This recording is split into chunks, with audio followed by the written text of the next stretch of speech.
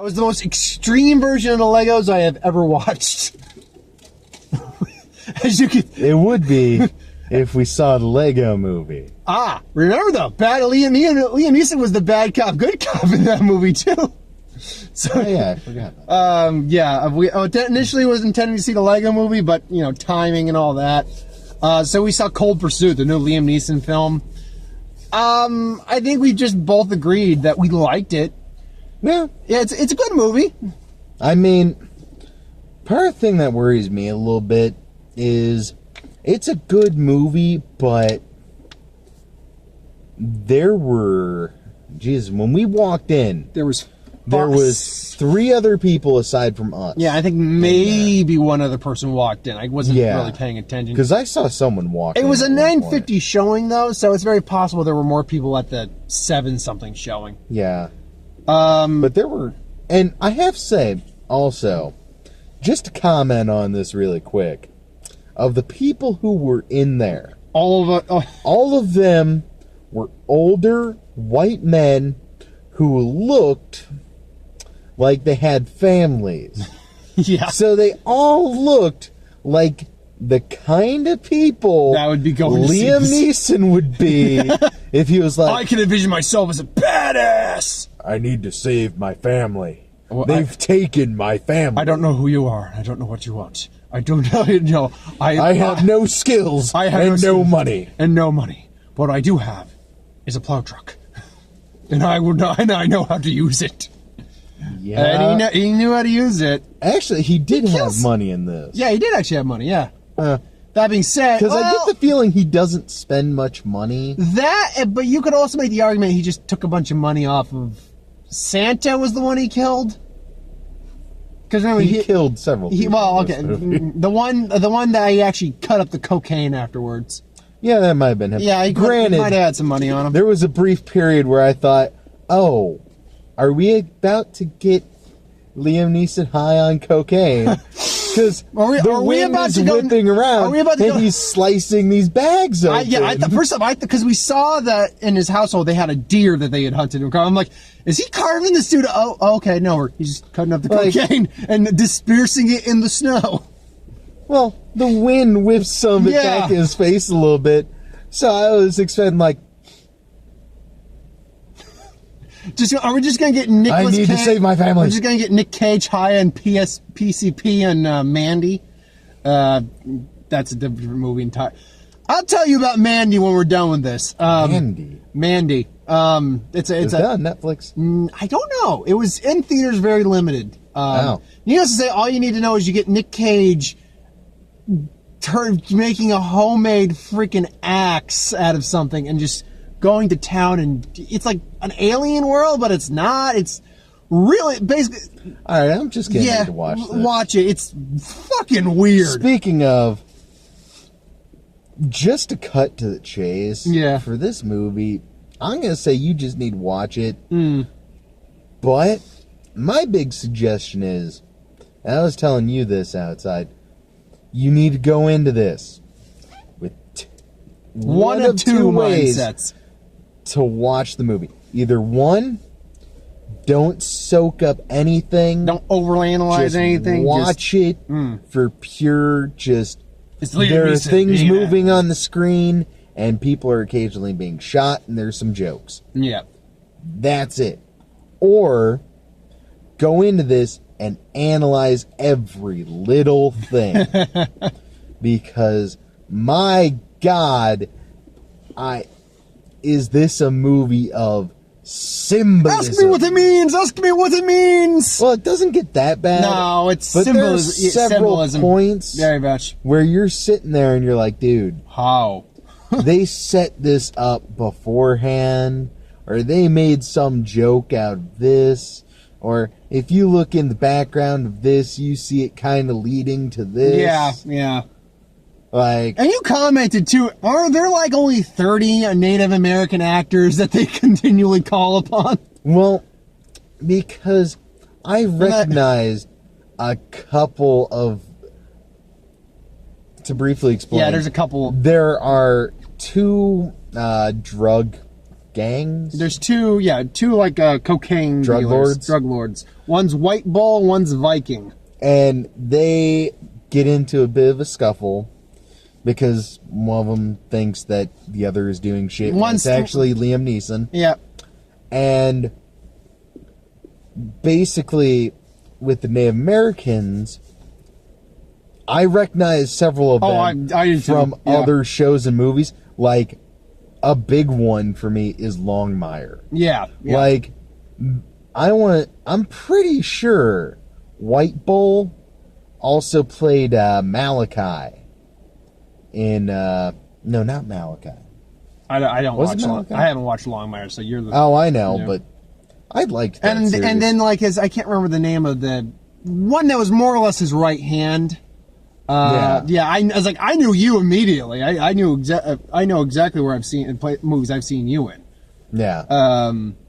So no, yeah, it's one of those things. Like, yeah, they really do seem to only have like they just go into their warehouse of just actors of certain backgrounds and ethnic origins. Like, okay, plug them in there. Go. Well, I think part of the thing is that they are just very good actors in the first place, because they are. Yeah, they are.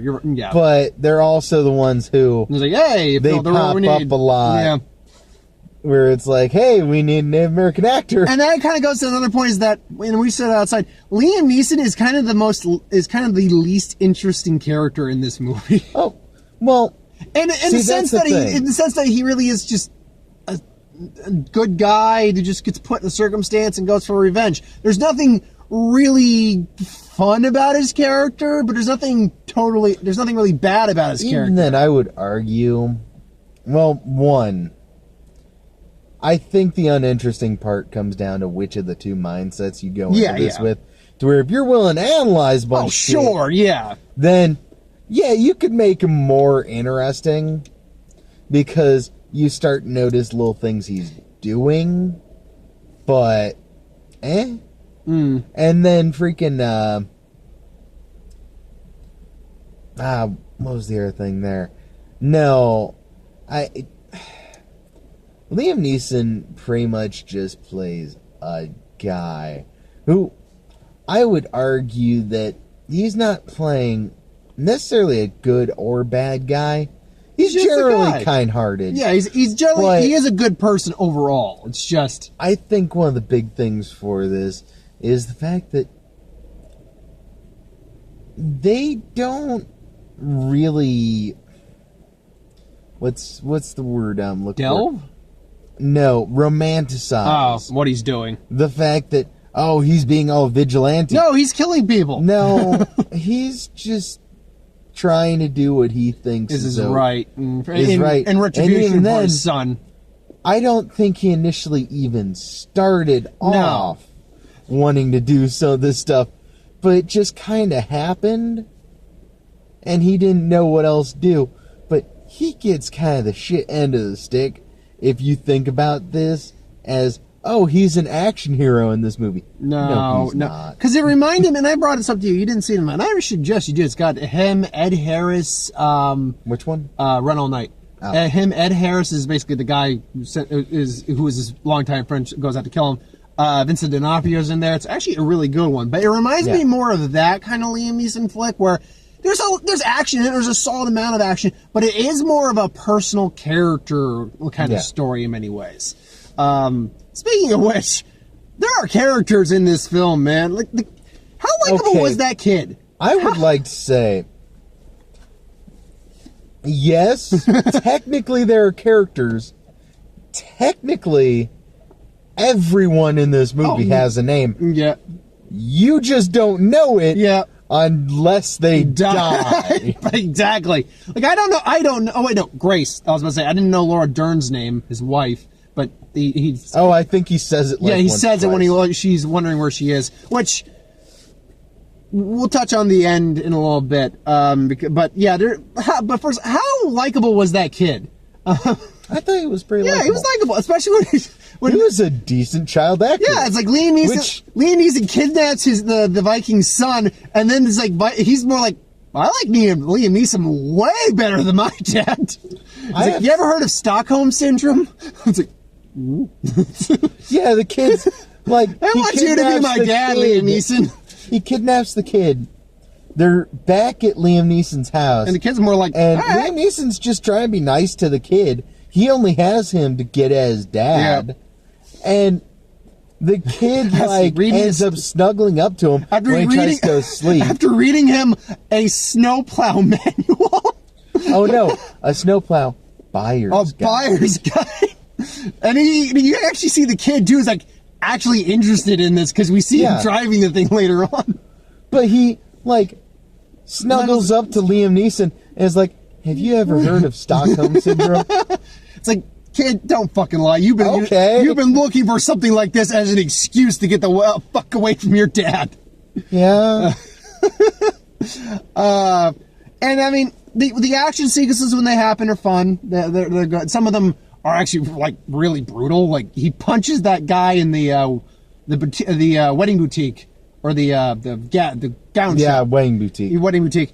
He doesn't shoot him in the face. He punches him. About that one. Yeah, he punches him with the end of the gun in the mouth. I'm like, fuck. Which, by the way, that gun disappears later on. Like, wait, to where I'm kind of wondering if that went over the waterfall with one of the guys. Maybe.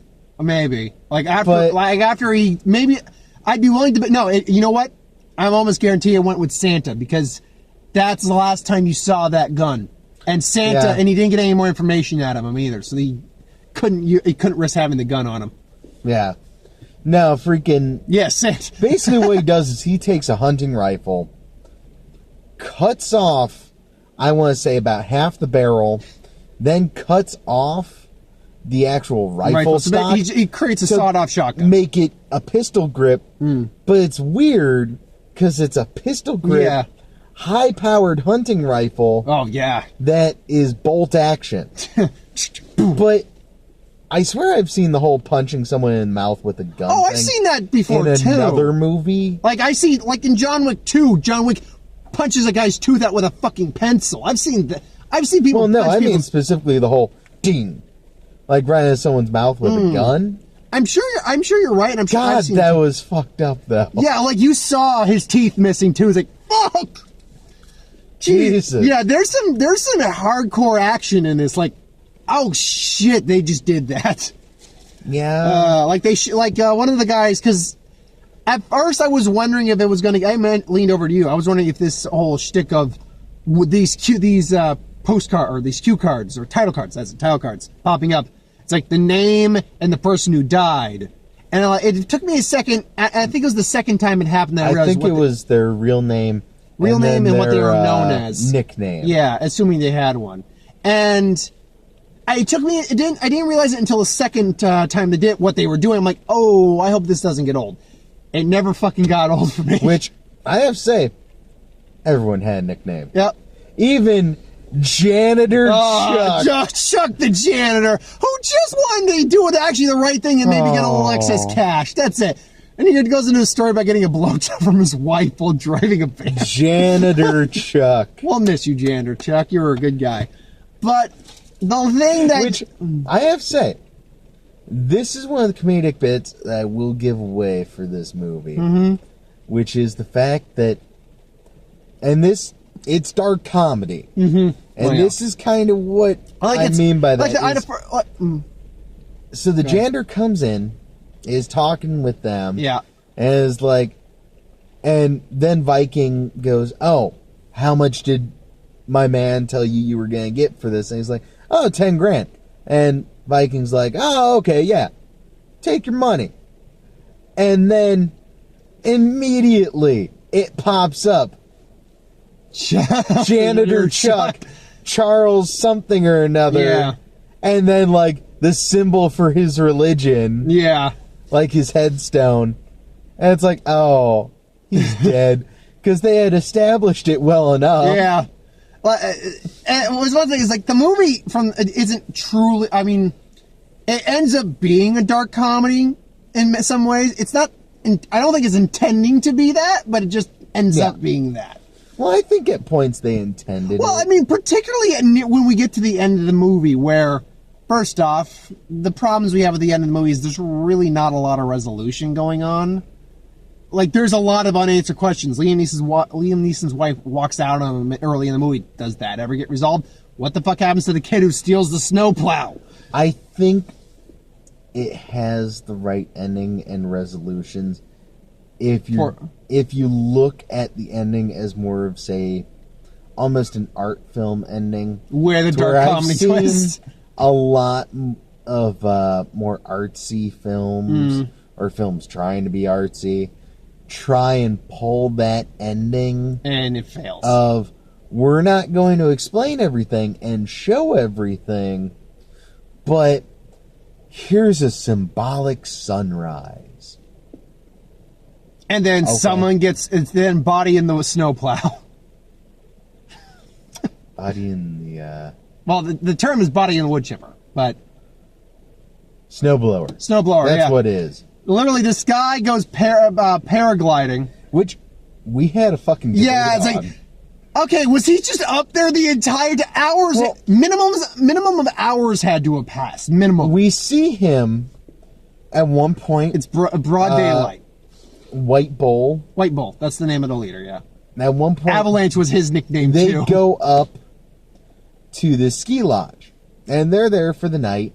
But the next day, it's morning, bright and sunny out. Yeah, we see this guy hop on one of those parachutes. Yeah. Not necessarily parasailing, because that has a motor. You're right. He was paragliding. He was paragliding. Yeah. We see him hop off, and he's paragliding, and he's riding around, flying through the sky. Yeah. And that's the last we see of him up until the end. I didn't realize that was the last we saw of him. But it makes sense. And then, like, near the end where it's Liam Neeson and White Ball, and there's, like, just this peace between them. We see right out of Liam Neeson's window, there's Avalanche, that was his code name, or his nickname, still flying, still gliding. Yeah, we see someone still paragliding. And it's implied a minimum of several hours, probably at least 6 hours probably had to have passed, because we know it was night, because it was night when they got there to the crime scene. Remember that. And so, well, see, this is the point we debated on. Yeah, has it just been a couple hours, or is this the next day? and he's just been on that fucking paraglide. Either way, we know he was alive because he started waving, and then wouldn't you know it, body in the snowplow, just, and you see the look on their faces too, like fucking. You see the tattered maids of the fucking. Yeah, the parachute remains shooting at the side. And the movie ends with the card, Avalanche. Yeah. I'm like, and that kind of gives you a hint that it is played a little bit as a comedy. Yeah. I'd definitely say give this a watch. It's one of the better Liam Neeson film. Like, not all of them are winners. I do have to say, I'm also pretty sure this was made on a pretty cheap budget. Yeah, I wouldn't go any more than maybe like $3 million probably on the budget. But hopefully it'll make its money I'll find that out this weekend when they do the box office video. Yeah. I don't have any trailers because we came in after the trailers because... Literally right as they ended. Like we didn't get the time right for the trailers, but whatever. But I will definitely be trying to see the Lego movie this weekend. Honestly, it's February. I don't think we're going to get much in the way of new trailers. We'll see. Like the new Especially connected to this. True. The new Pet Sematary and the new Shaft trailer dropped earlier. So, and yes. Oh, yeah, Son of Shaft. I seen it. It also has Richard Roundtree in there. So the original Shaft's in there too.